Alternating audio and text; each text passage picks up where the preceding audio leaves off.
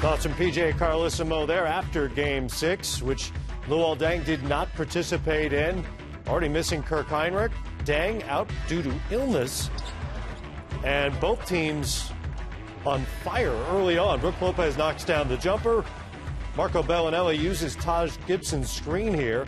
Andre Blatch doesn't keep an eye on Bellinelli going back door. And Joakim Noah, very good passing big man. Averaged about 4 assists a game this season. Finds Bellinelli. This was really the story of the first quarter. Both teams were very, very efficient. Chicago had 10 assists on their 13 buckets. Johnson, that would be Joe Johnson, the fadeaway over Jimmy Butler. 5 of 6, 10 points in the first quarter. We go to the second quarter.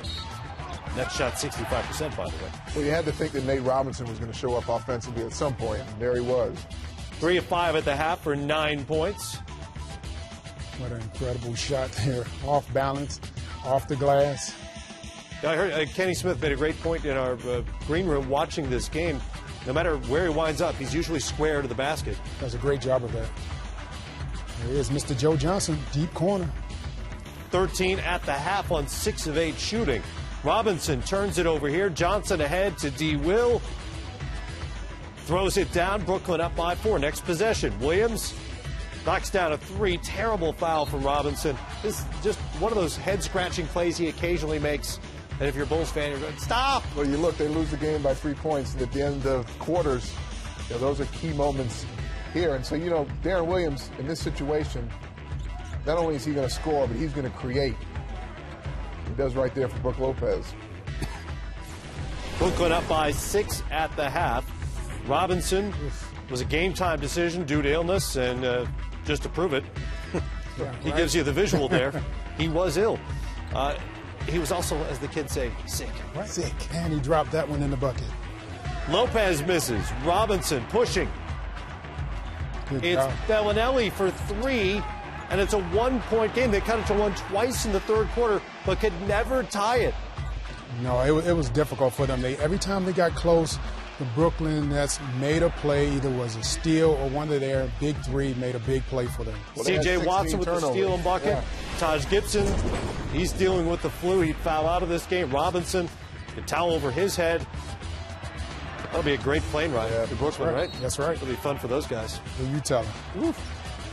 Watson knocks down the 3. Robinson, I don't know if that's legal, but it worked. I think that's illegal. Should have got an extra 2 points for that.